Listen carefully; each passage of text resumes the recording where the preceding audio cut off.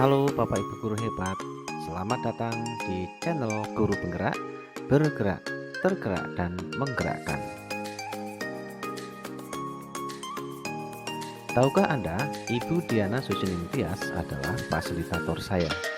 Ibu Siti Khoiriah adalah sebagai pengajar praktik, dan saya Ji Sutrianto sebagai calon guru penggerak. Aksi nyata modul 1.4 Budaya Positif, saya Ji Sutrianto, calon guru penggerak angkatan ke-7 dari Kabupaten Pringsewu.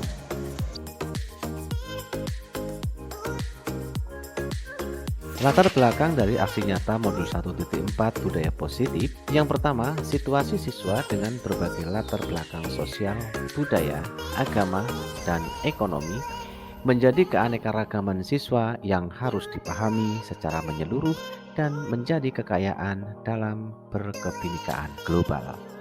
Yang kedua, budaya positif di sekolah merupakan nilai-nilai dan keyakinan yang ada dibangun dalam ekosistem pendidikan untuk membentuk karakter. Yang ketiga, visi sekolah, yaitu mewujudkan manusia muda yang unggul dalam humanitas, kecerdasan, kejujuran, kedisiplinan, dan pelayanan sebagai ekosistem pendidikan. Yang keempat, secara bertahap akan merubah peraturan menjadi keyakinan sehingga tercipta suasana ekosistem belajar mengajar yang gembira dan memiliki karakter yang unggul.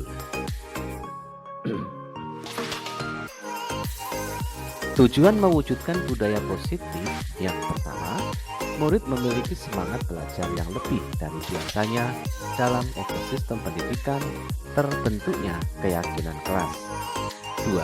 Semakin tumbuhnya budaya positif, minimal dengan kebiasaan 5S, senyum, salam, sapa, sopan, dan santun. 3. Merubah peraturan dalam pembelajaran menjadi keyakinan pembelajaran. 4. Dengan adanya nilai-nilai karakter di lingkungan sekolah, maka akan menumbuhkan kesadaran dalam diri, utamanya melaksanakan disiplin sesuai dengan keyakinan kelas yang telah disepakati bersama. 5. Sebagai posisi kontrol manajer dalam pelaksanaan segitiga restitusi pada tindakan indisipliner. Tolak ukur dari modul 1.4 Budaya Positif antara lain: 1. Terwujudnya keyakinan kelas dalam ekosistem pendidikan yang berkarakter positif. 2. Antusias murid dalam setiap pembelajaran dengan kehadiran mereka baik dalam setiap pembelajaran. 3. Murid menjadi semakin humanis satu dengan yang lain, bergotong royong dengan lebih baik, melaksanakan tugas dan kewajiban tepat waktu. 4. Murid memahami, menyadari, menghayati, dan melaksanakan keyakinan yang disepakati bersama dalam pembelajaran di kelas. Lini masa tindakan dari modul 1.4 antara lain melaksanakan koordinasi dengan kepala sekolah terkait aksi nyata yang akan dilakukan, membuat kesepakatan kelas, mengumpulkan rekan guru untuk melakukan diseminasi pemahaman materi budaya positif, kemudian menumbuh kembangkan kebiasaan positif dengan melaksanakan budaya 5S di sekolah, dan memantau, merefleksi, dan evaluasi keyakinan kelas sebagai rencana tindak lanjut.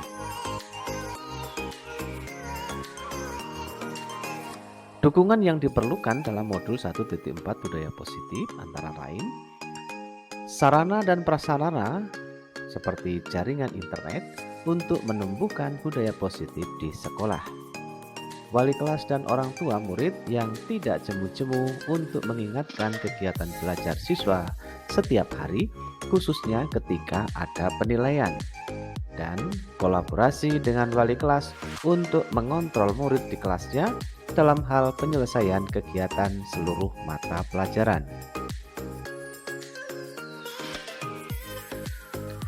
Berikut ini merupakan kegiatan diseminasi di sekolah mengenai pemahaman dan pengalaman budaya positif.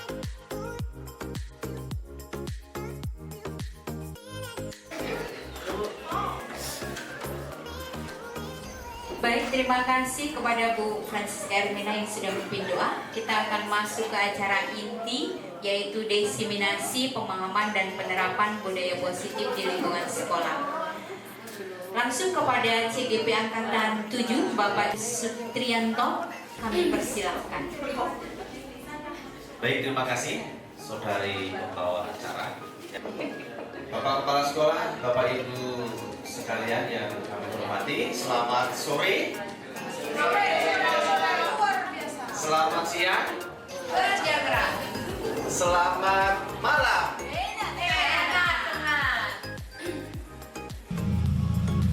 Salam sejahtera untuk kita semua. Pertama-tama kami mengucapkan terima kasih atas waktu dan kesediaan Bapak Ibu guru sekalian untuk mengikuti acara kegiatan diseminasi pemahaman dan penerapan budaya positif di sekolah, diselenggarakan dalam rangka penugasan kami sebagai calon guru penggerak angkatan ke-7 dari SMA Saperus Pringsewu, Kabupaten Pringsewu.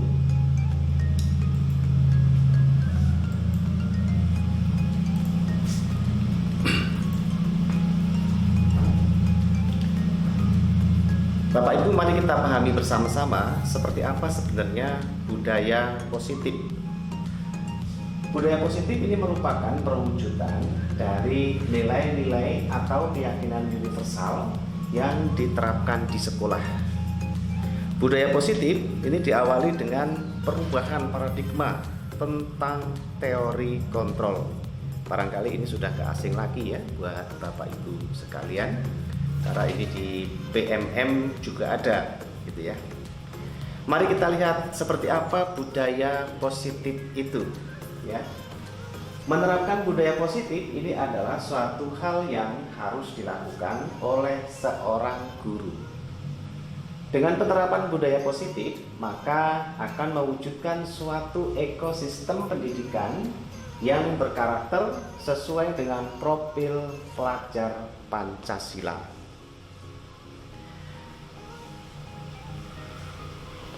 Hal positif itu akan mudah menular jika dilakukan secara konsisten dan tentunya dilakukan secara kolaboratif. Karena beragamnya karakter siswa dan guru, kita harus mengetahui konsep-konsep inti budaya positif dalam penerapannya. Konsep-konsep inti dalam budaya positif diantaranya yaitu disiplin positif, motivasi perilaku manusia, atau hukuman dan penghargaan, posisi kontrol restitusi, keyakinan sekolah atau kelas, dan segitiga restitusi. Itu nanti bagian-bagian dari budaya positif yang akan kita implementasikan atau kita integrasikan dalam proses pembelajaran kita baik di sekolah maupun di kelas. Yang pertama adalah disiplin positif dan nilai-nilai kebajikan. Bapak Ibu, disiplin positif ini adalah pendekatan untuk menuntun kodrat anak agar berdaya dalam mengontrol diri dan menguasai diri untuk memilih tindakan yang mengacu nilai-nilai kebajikan. Disiplin positif menjadi komponen utama dalam mewujudkan budaya positif. Nah, tentu saja ini akan kita lakukan. Tentu saja ini akan kita lakukan dalam setiap kali nanti melaksanakan pembelajaran di kelas. Kita berharap bisa dilakukan secara konsisten dan kontinuitas. Kemudian di sini dapat kita lihat ada nilai-nilai kebajikan. Ya, nilai-nilai kebajikan adalah sifat-sifat positif manusia yang merupakan tujuan mulia yang ingin dicapai oleh setiap individu. Salah satunya adalah nilai-nilai kebajikan yang ingin dicapai oleh setiap anak Indonesia yang kita kenal dengan profil pelajar Pancasila yang selama ini juga sudah kita dengung-dengungkan ya Bapak Ibu. Nah, Komponen dari profil pelajar Pancasila tentu saja ini sudah nggak asing bagi kita. Yang pertama beriman, bertakwa kepada Tuhan Yang Maha Esa, dan berakhlak mulia. Kemudian mandiri, bernalar kritis, berkebinaan global, bergotong royong, dan kreatif. Tentu saja semuanya ini masih segar dalam ingatan kita semua sebagai guru, apalagi di tempat kita ini adalah sekolah penggerak. Yang kedua adalah teori kontrol. Di dalam teori kontrol dijelaskan bahwa yang bisa mengontrol seseorang adalah diri sendiri. Seseorang akan melakukan sesuatu atau tidak itu tergantung dari dalam diri orang tersebut, sesuai dengan motivasi pemenuhan dasar yang dimilikinya. Lalu bagaimana? Kemudian berikutnya adalah teori motivasi. Dapat diketahui bahwa 3 alasan motivasi perilaku manusia. Yang pertama, untuk menghindari ketidaknyamanan atau hukuman. Yang kedua, untuk mendapatkan imbalan atau penghargaan dari orang lain. Yang ketiga, untuk menjadi orang yang mereka inginkan dan menghargai diri sendiri dengan nilai-nilai yang mereka percaya. Ya. Perilaku yang diwujudkan oleh manusia pasti memiliki motivasi dan tujuan. Motivasi dibagi menjadi 2, yakni motivasi internal dan eksternal. Motivasi internal adalah motivasi untuk menghargai diri dengan nilai dan yang diyakininya. Kemudian motivasi eksternal adalah untuk menghindari ketidaknyamanan atau hukuman atau ingin mendapatkan imbalan atau penghargaan.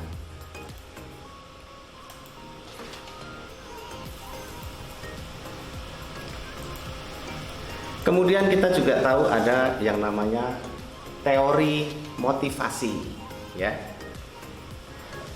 Dari ketiga motivasi perilaku manusia dalam mewujudkan disiplin positif yang harus ditanamkan dalam murid-murid adalah motivasi yang nomor 3, karena dengan memiliki motivasi tersebut mereka telah memiliki motivasi intrinsik yang berdampak jangka panjang, motivasi yang tidak akan terpengaruh pada adanya hukuman atau hadiah.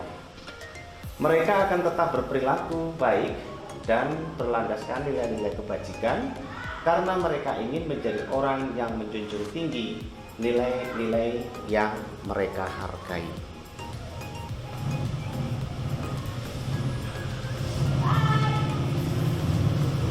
Lalu kita mengenal adanya keyakinan kelas.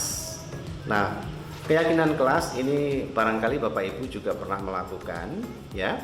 Keyakinan kelas ini adalah nilai-nilai kebajikan atau prinsip-prinsip universal yang diyakini bersama oleh warga kelas untuk menumbuhkan motivasi internal dan budaya positif kelas. Jadi dalam membuat suatu budaya positif berkaitan dengan keyakinan kelas, semua unsur anak-anak kita itu kita libatkan. Mereka yang akan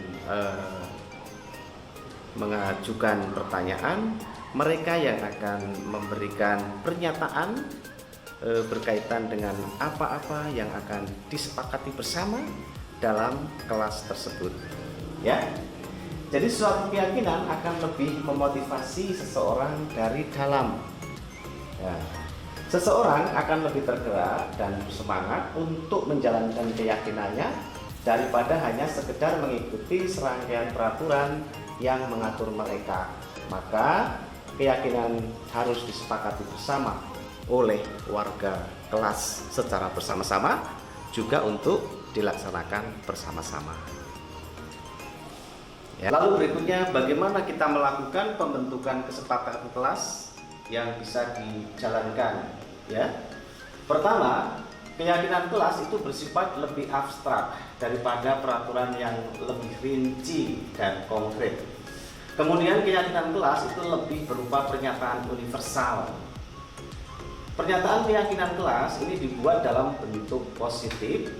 Keyakinan kelas hendaknya tidak dibuat terlalu banyak agar mudah diingat dan dipahami. Jadi Bapak Ibu, ketika kita membuat keyakinan kelas, kesepakatan kelas, itu jangan terlalu banyak, ya. Mungkin 5 atau 4 itu cukup. Yang penting sungguh-sungguh bisa dimengerti, dipahami, dan diingat oleh anak-anak kita agar mereka juga selalu saling mengingatkan, ya. Kemudian keyakinan kelas sebaiknya dapat dilakukan di lingkungan kelas tersebut. Jadi memang keyakinan kelas itu dibuat untuk disepakati hanya di dalam kelas itu saja supaya lebih efektif, ya. Lalu semua warga kelas hendaknya ikut berkontribusi dalam pembuatan keyakinan kelas lewat kegiatan curah pendapat. Jadi anak dimotivasi supaya mau dan berani untuk mengungkapkan pendapatnya seperti apa, kita akomodir, kemudian kita tuangkan di dalam kesepakatan kelas yang nanti akan disepakati bersama-sama. Lalu keyakinan kelas harus ditinjau kembali dari waktu ke waktu. Jadi Bapak Ibu, ketika kita sudah membuat satu keyakinan kelas, itu jangan tidak ada perubahan lagi. Suatu ketika kita tinjau kembali, apakah keyakinan kelas itu masih sesuai, masih relevan dengan keadaan kelas, dengan kebutuhan kelas, dengan kebutuhan anak-anak kita dalam mengembangkan karakter, kepribadian, juga kemampuan yang saat ini sudah dimiliki, ya.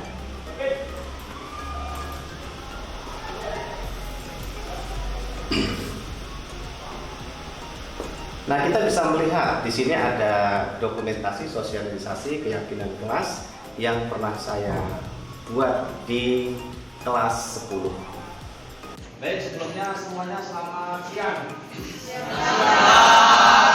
Ya, kita ketemu lagi di semester ini, ya, dalam pembelajaran informatika. Nah, sebelum kita mulai lebih jauh, Bapak akan mengadakan satu paparan positif mengenai kesepakatan kelas yang akan kita bangun bersama-sama. Nah, apa sebenarnya tujuan dari dibangunnya budaya positif kesepakatan kelas ini? Yang pertama adalah supaya kita semuanya memahami proses pembelajaran, kemudian seluruh kegiatan yang akan kita laksanakan, seluruh kegiatan yang akan kita ikuti itu bisa berjalan dengan baik. Semuanya bisa merasakan, semuanya bisa mengikuti tanpa ada rasa terpaksa, tanpa ada rasa dipengaruhi dan sebagainya. Tapi benar-benar muncul dari rasa, kemudian muncul dari dalam diri kita sendiri supaya nanti hasil dari pembelajaran itu bisa tercapai dengan baik. Ya? Ya. Setuju ya? Setuju. Karena pembelajaran tanpa kesepakatan itu yang terjadi adalah pemaksaan. Maka saya berharap betul, Bapak berharap betul bahwa semua pembelajaran itu memang keluar dari dasar pemikiran dan hati kita. Kelas impian yang kamu Penuh cinta. ya. Penuh cinta. Penuh cinta apa maksudnya? Kasih sayang. Kasih sayang, ya. Ada lagi. Kelas yang kondusif, kelas yang kondusif. Ya. Maksudnya yang seperti apa? Tidak berisik, tidak berisik. Ya. Ya. Tidak berisik. Kemudian ada maksud apa lagi? Tidak kotor. Apa yang dimaksud tidak kotor? Tidak banyak sampah. Bersih. Kemudian tidak banyak sampah. Kemudian tidak ada nyamuk. Ya. Kemudian bagaimana kamu memimpikan sebuah kondisi kelas? Kondisi kelas yang kamu harapkan itu seperti apa? Tenang. Tidak berisik. Gimana tenang? Tidak berisik. Tidak berisik. Kondisi kelas nggak panas, Pak. Kondisi kelas tidak panas. Bangkunya. Ya, jadi beberapa hal satu keinginan kelas yang ingin kita bangun. ya, seperti yang disebutkan teman-teman tadi, ya. Lalu pertanyaannya, bagaimana kita mewujudkan impian, harapan kelas seperti yang kalian sebutkan tadi? Bagaimana untuk mewujudkan satu impian itu? Ya, kan tadi kelasnya tidak kondusif. Ya mungkin caranya memberikan sanksi kepada yang berisik. Siap.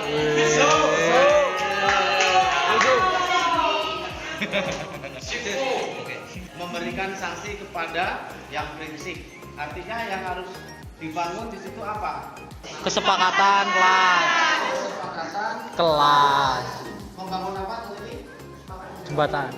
Membangun. Kesepakatan kelas. Membangun kesepakatan kelas. Nah, maka dari itu Bapak ingin mengajak teman-teman semuanya menuliskan kesepakatan kelas yang seperti apa yang nanti teman-teman impikan terhadap kelas kita, kemudian terhadap kondisi sekolah kita, terhadap mungkin bapak ibu gurunya, ya. Nah, saya akan membagikan kertas. Ini Popo Ya, ya? coba yang rapi ya. Ini agak ke atas. Popo makanya agak ke atas nih. Oke deh. Ya, gantiannya. Lihat. Sini, record ini.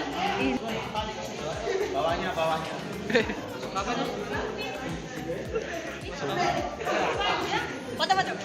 Aku kiri aku kanan.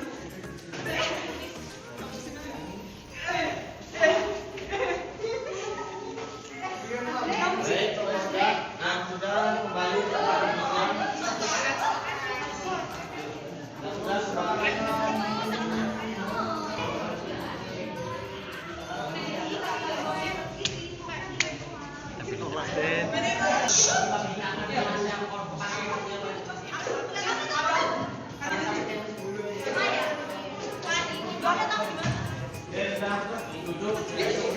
Ya, ini hasil dari apa yang kalian sampaikan, yang kalian tuliskan dalam membangun sebuah kelas impian dalam kesepakatan kelas yang akan kita laksanakan bersama-sama.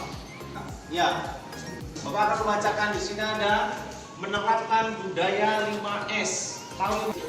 Senyo, salam, sapa, sopan, setiap hari. Ada yang 6S tahu kan? Ya. Di sekolah lain. Ya. Manis. B. Salam. Satu. Kemudian disiplin dengan hadir tepat waktu. Ya. Tadi ada yang terlambat, maka kedisiplinan ini harus kita kedepankan karena ini menjadi bagian dari pembinaan di tempat kita. Ya, harus punya rasa yang disiplin. Ya. Kemudian mengikuti pembelajaran dengan perasaan yang gembira. Nah, ya. Kalau mengikuti pelajaran dengan perasaan sedih bagaimana? Ya kan? Dilihatnya nggak enak. Dilihatnya nggak enak. Sedih juga jadinya. Nah, dengan gembira supaya kita bisa mengikuti dengan baik. Maka kita ayo dalam setiap kali pembelajaran kita ikuti dengan rasa gembira. Bukan meletakkan kepala di atas meja, apalagi sampai tertidur di atas meja, ya.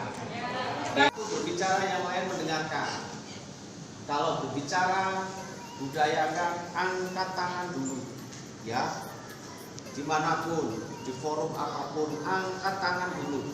Orang yang biasanya berbicara tanpa konsep itu berarti berbicara tanpa isi. Tetapi ketika menunjukkan dirinya, saya bertanya, saya berpendapat, ini menunjukkan kredibilitas kita sebagai seorang pelajar itu sungguh nampak, ya. Nah, maka ketika ada satu kawan kita yang berbicara, yang lain Mendengarkan. ya. Dengan mendengarkan berarti kita memahami apa yang disampaikan oleh kawan kita. Yang kedua, kita menghargai kawan kita yang sedang berbicara. Saya akan merangkum dari semua masukan dari teman-teman semuanya berkaitan dengan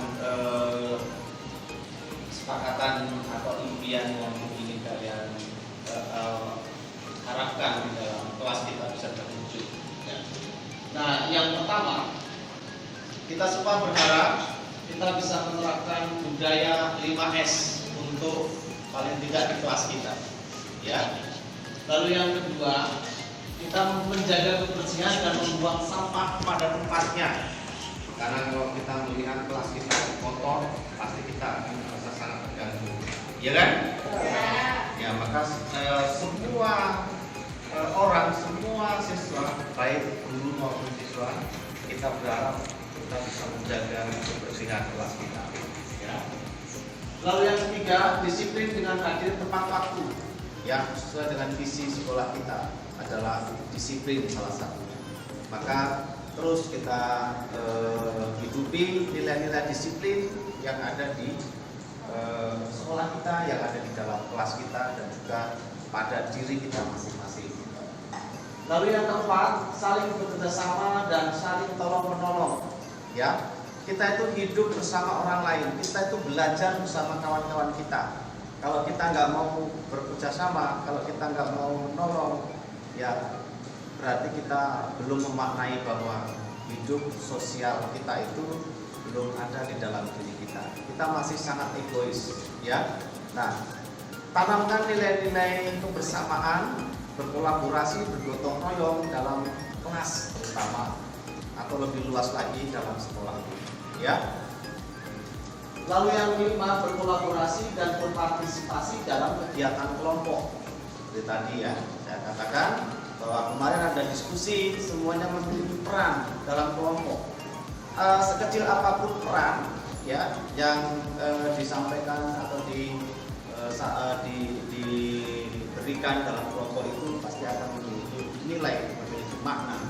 Ya, maka saya membagi dalam presentasi itu ada bagian-bagian itu tujuannya supaya semuanya memiliki peran, tidak hanya satu atau dua orang saja.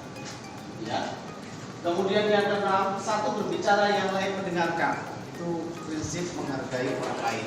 Ya. Kalau kita sendiri tidak mau menghargai orang lain, kita jangan pernah berharap dihargai orang lain. Ya kan?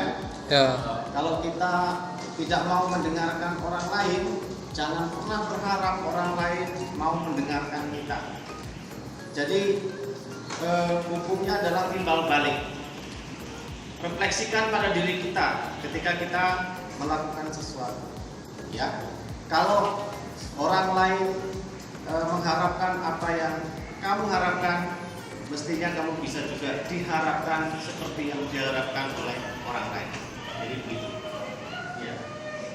Kemudian keluar kelas dengan seizin guru. Terima kasih untuk tadi yang Pak saya mau ke WC, Pak saya mau ke toilet, Pak saya mau ketemu guru, Pak saya ada keperluan. Nah, nanti setelah selesai Pak saya sudah kembali lagi. Nah, itu yang diharapkan. Ya. Lalu yang kedelapan, berpikir terbuka dan saling menghargai. Bagaimana berpikir terbuka itu? Artinya kita mau membuka diri terhadap kawan-kawan kita, membuka diri terhadap perbedaan-perbedaan yang ada di kelas. Ya, kalau kita nggak bisa membuka diri, kita hanya mengatakan bahwa sayalah yang paling benar, celaka, ya kan? Maka kita harus membuka diri. Apa yang disampaikan orang lain mungkin berbeda dengan apa yang saya pikirkan, apa yang kita pikirkan. Nah, dengan perbedaan itu, mari kita diskusikan supaya menemukan satu titik kesepahaman yang bisa membangun satu keberadaban yang ada di dalam kelas dalam hal ini. Ya. Lalu yang ke-9, mengikuti pembelajaran dengan perasaan yang gembira. Ya, tadi ada pembelajaran dengan perasaan yang gembira. Maka semua pasti akan berharap Bapak Ibu guru dan semua teman-teman ya, anak-anak sekalian dalam belajar. Kenapa kita harus sedih? Ya, dalam belajar kenapa kita harus merasa tertekan? Belajar itu adalah untuk tempat bereksplorasi, sebagai tempat mengembangkan diri, secara pemikiran, secara kepribadian, serta mengembangkan karakter-karakter yang ada di dalam hidup kita. Ini sebenarnya kita punya wadah untuk belajar. Maka setiap kali ada pembelajaran, ayo kita ikuti dengan rasa gembira, ya. Bapak ingin menanyakan, apakah ini bisa dijalankan? Bisa. Apakah ini bisa dijalankan di kelas kita? Bisa. Bisa ya? Bisa. Baik, terima kasih.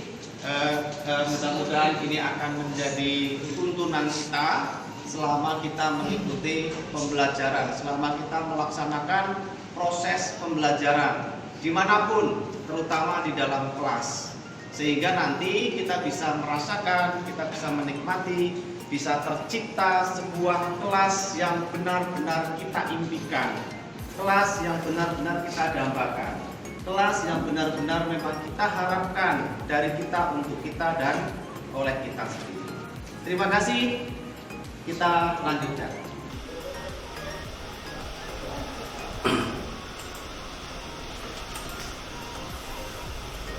Nah, Bapak Ibu, setelah kita melihat keyakinan kelas, kita akan coba lanjutkan. Kita akan lihat kebutuhan dasar manusia, ya. Itu ada 5: survival, belonging, power, freedom, dan fun. Ya, dapat dijelaskan sebagai berikut. Ya, 5 kebutuhan dasar manusia. Yang pertama adalah kebutuhan bertahan hidup atau survival. Ini merupakan kebutuhan yang bersifat fisiologis untuk bertahan hidup, misalnya kesehatan, rumah, dan makan. Kemudian yang kedua adalah cinta dan kasih sayang atau kebutuhan untuk diterima. Ini pasti setiap orang, setiap anak itu menginginkan ini. Ini adalah kebutuhan untuk mencintai dan meliputi kebutuhan akan hubungan dan koneksi sosial, kebutuhan untuk memberi dan menerima kasih sayang, dan kebutuhan untuk merasa menjadi bagian dari suatu kelompok. Nah, anak-anak kita ini kan menjadi satu kelompok komunitas dalam kelas tersebut. Maka setiap siswa, setiap anak ini harus kita berdayakan, ya, harus kita motivasi supaya memiliki porsi yang sama. Kemudian yang ketiga adalah penguasaan atau kebutuhan pengakuan atas kemampuan. Kebutuhan ini berhubungan dengan kekuatan untuk mencapai sesuatu, menjadi kompeten, menjadi terampil, diakui atas prestasinya dan keterampilan mereka, kemudian didengarkan dan memiliki rasa harga diri. Jadi anak-anak kita itu akan lebih termotivasi ketika hal-hal kecil berkaitan dengan penguasaan atas dirinya kita beri apresiasi. Lalu yang keempat adalah kebebasan atau kebutuhan akan pilihan. Kebutuhan untuk bebas ini adalah kebutuhan akan kemandirian, otonomi, memiliki pilihan, dan mampu mengendalikan arah hidup seseorang. Ya. Lalu yang kelima adalah kesenangan atau kebutuhan untuk merasa senang. Jadi bagaimana kita menciptakan satu kondisi situasi kelas kita itu menyenangkan bagi anak-anak, karena kebutuhan akan kesenangan ini adalah kebutuhan untuk mencari kesenangan, bermain, belajar, tertawa, itu bisa betul-betul dirasakan, sehingga anak-anak dalam mengikuti proses pembelajaran itu sungguh-sungguh menemukan apa yang dibutuhkan sesuai dengan kodratnya, ya, sesuai dengan kodrat anak tersebut.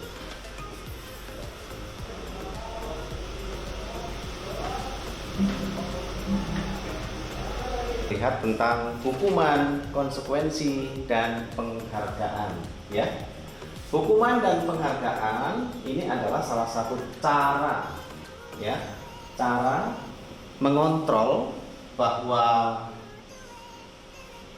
ya, hukuman dan penghargaan ini merupakan salah satu cara mengontrol perilaku murid yang secara tidak langsung menghambat potensinya.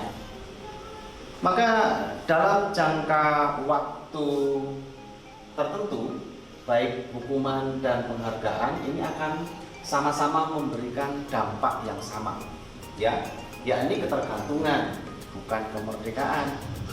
Kemudian tentunya akan mematikan motivasi internal seorang anak. Nah, ini ya Bapak Ibu, selama ini kita memberikan peraturan-peraturan di dalam kelas, tidak boleh melakukan keributan, tidak boleh membuang sampah sembarangan, jangan berbicara saat guru mengajar, jangan membuang sampah sembarangan, jangan semuanya pokoknya larangan dan larangan. Dan semua itu ternyata Bapak Ibu itu sungguh-sungguh memberikan tekanan kepada anak yang dampaknya bukan hal yang positif, tapi justru akan mematikan motivasi dalam diri seorang anak, ya. Nah, lalu bagaimana untuk menyikapi hukuman, larangan dan sebagainya itu? Maka di sini ada yang namanya 5 posisi kontrol kita sebagai guru di dalam kelas. Yang pertama adalah sebagai penghukum. Penghukum ini bisa menggunakan hukuman fisik atau verbal. Kemudian sebagai pembuat rasa bersalah, ya. Dalam salah satu 5 posisi kontrol itu kita bisa memposisikan diri kita sebagai pembuat rasa bersalah. Seperti apa sebenarnya pembuat rasa bersalah itu? Nah, pada posisi ini biasanya guru akan bersuara lebih lembut. Membuat orang merasa bersalah ini akan menggunakan keheningan yang membuat orang lain merasa tidak nyaman, bersalah atau rendah hati. Nah, di sini sebenarnya kita mengajak siswa dalam melakukan kesalahan itu supaya lebih introspeksi dirinya. Jadi kita lebih mengajak kepada anak itu agar mampu dan bisa merefleksikan apa yang sudah dilakukan. Lalu 5 posisi kontrol berikutnya adalah sebagai teman, Bapak Ibu. Kita walaupun sebagai guru, tetapi kita juga bisa memposisikan terhadap anak-anak kita itu adalah sebagai teman. Nah, guru pada posisi ini tidak akan menyakiti murid, namun akan tetap berupaya mengontrol murid melalui persuasi, ya. Posisi teman pada guru bisa negatif, tetapi bisa juga positif. Kita memaknai diri kita sebagai teman. Nah, bagaimana kita juga harus membuat posisi itu netral, ya. Ketika kita mampu memposisikan sebagai teman itu netral, pasti siswa dengan kita sebagai guru dalam hubungan berkomunikasi itu tidak takut, tidak canggung, atau mungkin ada hal-hal dalam tanda petik lainnya. Nah, itu kita hindari, ya. Lalu berikutnya adalah sebagai pemantau. Nah, kita sebagai guru mampu memposisikan sebagai pemantau ini berdasarkan pada peraturan-peraturan yang ada di sekolah, tata tertib dan sebagainya, ya, yang ada di sekolah kita untuk memantau keberadaan anak kita. Jadi posisi yang keempat ini kita sebagai pemantau. Lalu yang kelima adalah sebagai manajer, ya. Nah, pada posisi terakhir ini sebagai manajer adalah posisi mentor, di mana guru membuat suatu bersama-sama, ya, di mana guru membuat sesuatu itu bersama-sama dengan murid, mempersilahkan murid mempertanggungjawabkan perilakunya, mendukung murid agar dapat menemukan solusi atas permasalahannya sendiri. Jadi kita posisi kita ini sebagai manajer, Bapak Ibu, ya, sebagai manajer. Jadi kita yang mengelola, mengarahkan agar anak-anak sampai menemukan sebenarnya apa yang sudah dilakukannya itu sudah benar atau belum, apa yang dilakukannya sudah sesuai atau belum, melanggar kaidah-kaidah atau tidak, dan jangan lupa bahwa semuanya itu adalah untuk mendorong kepada anak agar sungguh-sungguh bisa menemukan dirinya yang sebenarnya, sehingga kita berdiri sebagai manajer itu kita mampu mengarahkan, kemudian membimbing anak itu kepada suatu keyakinan yang diyakini benar.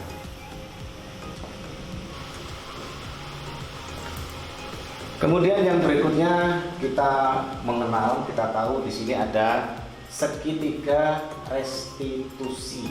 Ya, Bapak Ibu, apa sih sebenarnya segitiga restitusi itu? Restitusi ini adalah proses menciptakan kondisi bagi murid untuk memperbaiki kesalahan mereka, sehingga mereka bisa kembali kepada kelompok mereka dengan karakter yang lebih kuat. Nah, dalam menangani anak pada posisi segitiga restitusi, kita bisa melakukan 3 unsur segitiga restitusi. Yang pertama adalah menstabilkan identitas, yang kedua validasi tindakan yang salah, dan yang ketiga menanyakan keyakinan. Lalu seperti apa penjelasannya Bapak Ibu? Ya, menstabilkan identitas, kita di sini sebagai guru mengajak pada anak-anak kita, ya, dalam koridor bisa berdialog dengan memberikan pernyataan. Ya, misalnya kita tanyakan kepada anak misalnya kita berikan penjelasan kepada anak, berbuat salah itu tidak apa-apa, tapi bla bla bla bla, ya. Kemudian tidak ada manusia yang sempurna. Kemudian Bapak Ibu tidak tertarik mencari siapa yang salah, tetapi Bapak Ibu ingin mencari solusi dari permasalahan ini. Ya. Lalu kita bisa juga memberikan penguatan kepada anak dengan memberikan satu pernyataan, kamu berhak merasa begitu. Ya. Kamu berhak merasa begitu. Ya. Kemudian ada validasi yang salah. Bapak Ibu, ketika kita memvalidasi tindakan yang salah, kita bisa mengajak dialog siswa dengan memberikan pernyataan, misalnya seperti ini. Nah, kamu pasti memiliki alasan mengapa melakukan hal itu. Ya, ini adalah kalimat yang mendorong anak untuk mengungkapkan apa alasan dari dia melakukan tindakan seperti itu. Atau kamu patut bangga pada dirimu sendiri karena kamu telah melindungi sesuatu yang sangat penting buat kamu. Nah, ini memberikan penguatan, ya, atas validasi tindakan yang salah. Gitu ya, Bapak Ibu. Nah, berikutnya Bapak Ibu, kita tahu bahwa selanjutnya dalam segitiga restitusi yang ketiga adalah menanyakan keyakinan kelas, ya. Dengan posisi ini kita bisa mengajak dialog siswa dengan memberikan pernyataan, misalnya apa yang kita percaya sebagai bagian kelas dan keluarga, ya. Kemudian apa nilai-nilai umum yang telah kita sepakati.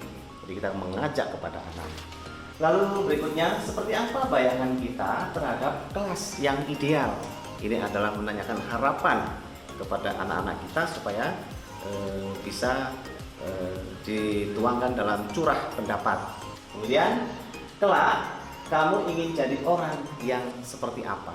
Ini adalah harapan ke depan seperti apa anak-anak itu diajak untuk menemukan dirinya dengan menanyakan keyakinan. Nah, itulah Bapak Ibu materi diseminasi yang bisa saya sampaikan dalam kegiatan kita pada hari ini. Sekali lagi saya mengucapkan terima kasih atas kesediaan Bapak Ibu, atas meluangkan waktunya hingga sampai saat ini, dan semoga apa yang saya sampaikan sebagai penugasan saya sebagai calon guru penggerak materi diseminasi, pemanfaatan dan pemahaman budaya positif di sekolah kita ini bisa diterima, diserap dengan baik, dan mudah-mudahan juga bisa kita terapkan dalam pembelajaran kita di sekolah maupun di kelas-kelas kita. Nah, untuk selanjutnya adalah sesi tanya jawab. Silahkan untuk Bapak Ibu guru yang sudah memiliki pertanyaan untuk bisa disampaikan. Mudah-mudahan saya bisa menjawab atas pertanyaan Bapak Ibu sekalian. Nah, oke, silahkan Bu Ermina, silahkan pertanyaannya. Ya, pertanyaannya apa? Pertanyaannya silakan. Oke, baik Pak.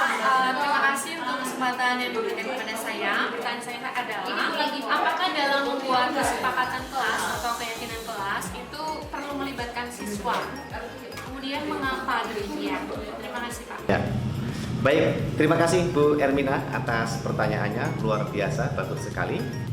Mudah-mudahan saya bisa menjawab atas pertanyaan itu.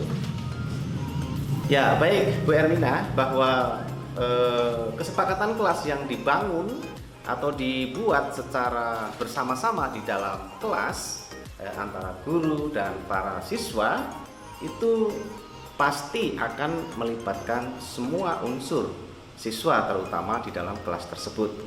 Karena apa?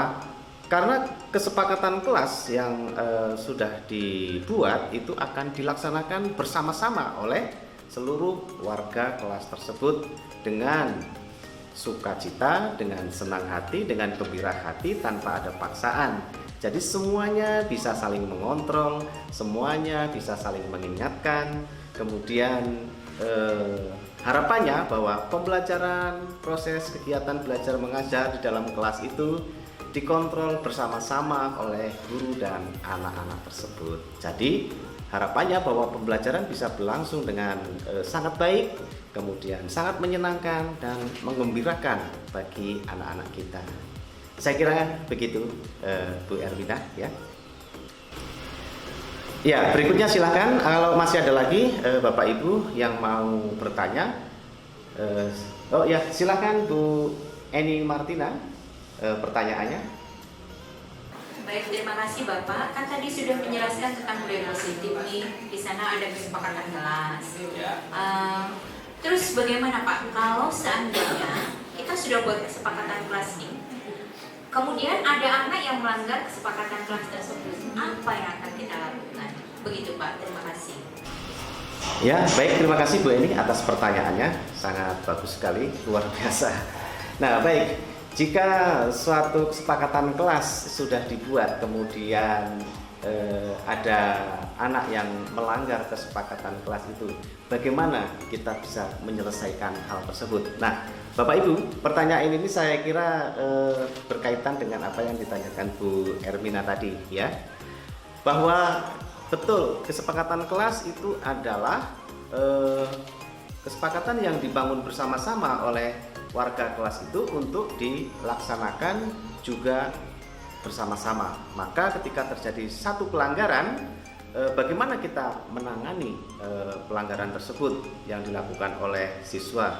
Nah, posisi kita Bapak Ibu sebagai guru, kita harus mengambil 1 dari 5 posisi kontrol yang bisa kita lakukan, yaitu kita bisa mengambil posisi segitiga restitusi, ya. Dengan mengambil posisi kontrol segitiga restitusi, nanti kita bisa melakukan penanganan anak yang melakukan pelanggaran itu, Bu, dengan cara kita panggil anak tersebut, kemudian kita ajak bicara, bukan dimarah di depan kelas, di depan teman-temannya, itu sungguh-sungguh akan melukai anak. Tetapi ketika kita panggil anak ke dalam ruangan, kemudian kita ajak bicara dari hati ke hati, anak tersebut pasti akan sangat tersentuh. Dan anak kita ajak untuk mengungkapkan pernyataannya, untuk mengungkapkan pendapatnya, untuk mengungkapkan alasannya mengapa kok dia melakukan pelanggaran terhadap kesepakatan kelas yang sudah dibuat bersama-sama. Nah, tentu saja anak itu yang akan membuat satu pernyataan sendiri kemudian akan menyepakati apa yang dia lakukan karena telah menyadari atas kesalahan melakukan pelanggaran. Nah, itu biarkan muncul dari anak. Kemudian kita sebagai guru dalam posisi kontrol untuk segitiga restitusi, kita hanya menguatkan dari apa yang sudah diungkapkan oleh anak yang melakukan pelanggaran tersebut. Hal ini justru akan membangun, akan membuat rasa nyaman kepada anak untuk memperbaiki dirinya ke depan. Ya, Bapak Ibu, Bu Eni, kira-kira itu yang bisa saya jawab. Mudah-mudahan bisa menjawab. Oke, terima kasih Bu Eni.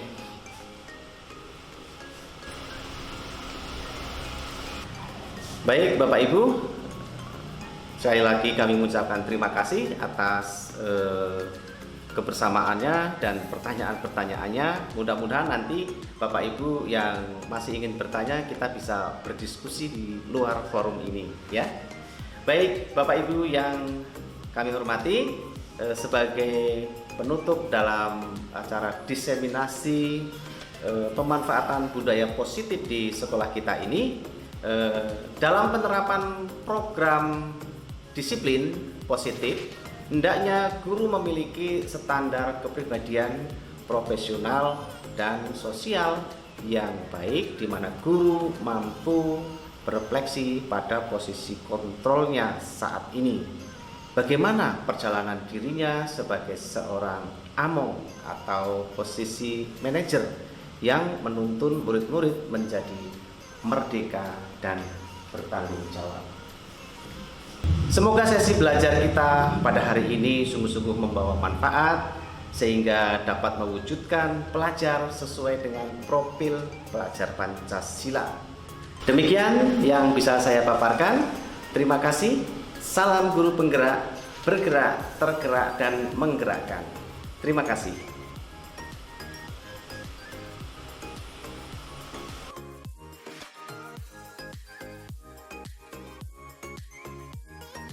Hai guys, perkenalkan nama saya Agatha Gracia Hanifin dari kelas 10-4.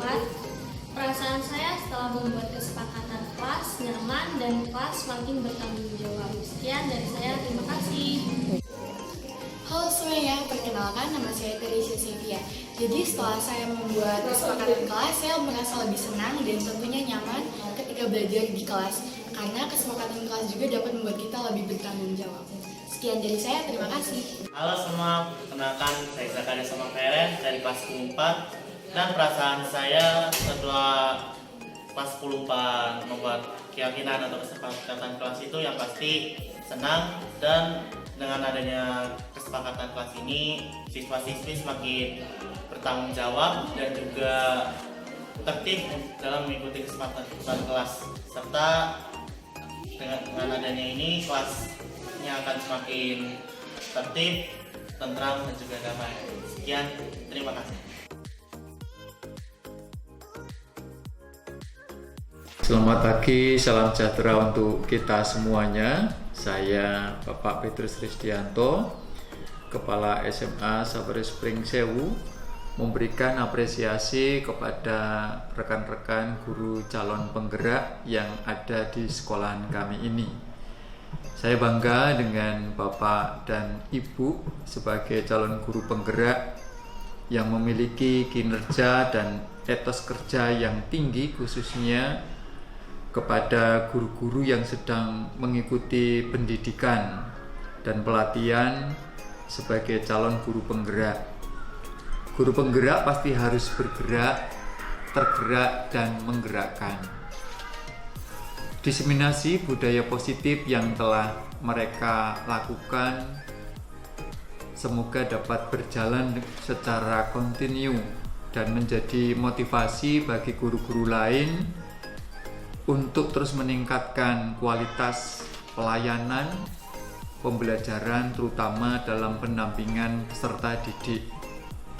Saya terus berharap teman-teman calon guru penggerak memiliki konsistensi yang tinggi untuk terus melanjutkan pergerakannya, memberikan inspirasi, motivasi kepada guru-guru yang lain.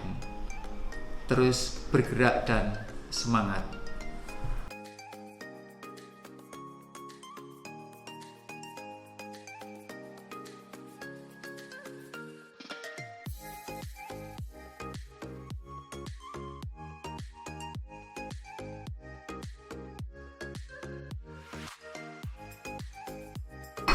Halo, perkenalkan nama saya Francisca Erminal Sari. Saya adalah guru SMA Saverius Pringsewu.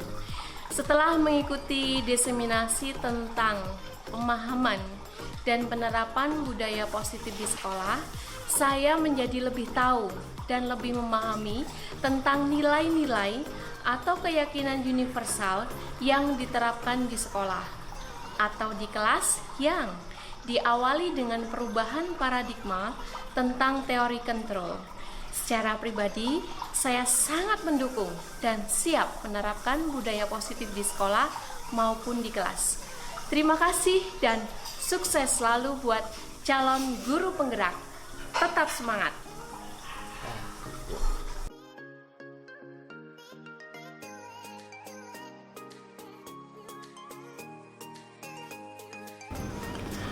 Bapak Ibu guru hebat, setelah saya melakukan aksi nyata ini, cara pandang saya dalam pembelajaran dan menghadapi siswa itu sungguh-sungguh berubah.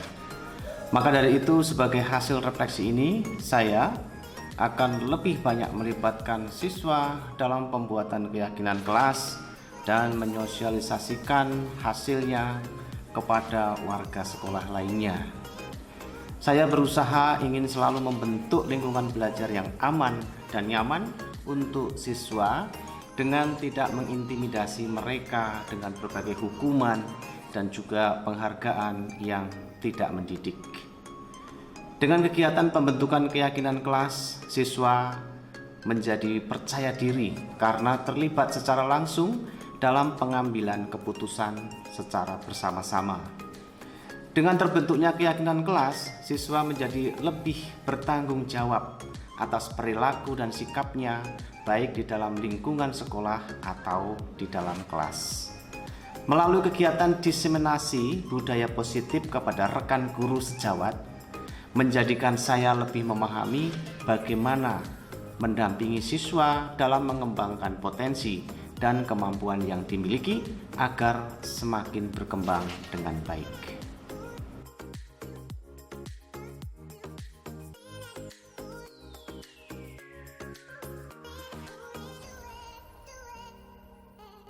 Bapak Ibu guru hebat, saya sebagai calon guru penggerak merencanakan tindak lanjut atau perbaikan yang akan saya lakukan ke depan.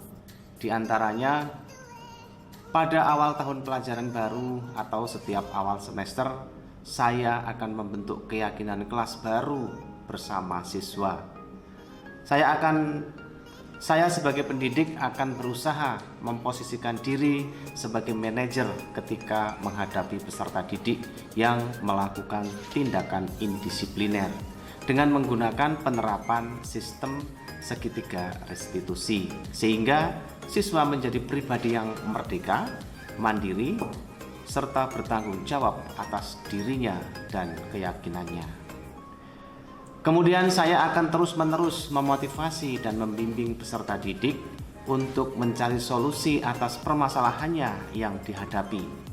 Dan saya akan melakukan diskusi-diskusi dengan rekan guru sejawat untuk konsisten dalam menerapkan budaya positif guna menciptakan lingkungan belajar yang aman, nyaman, dan bahagia untuk semua warga sekolah.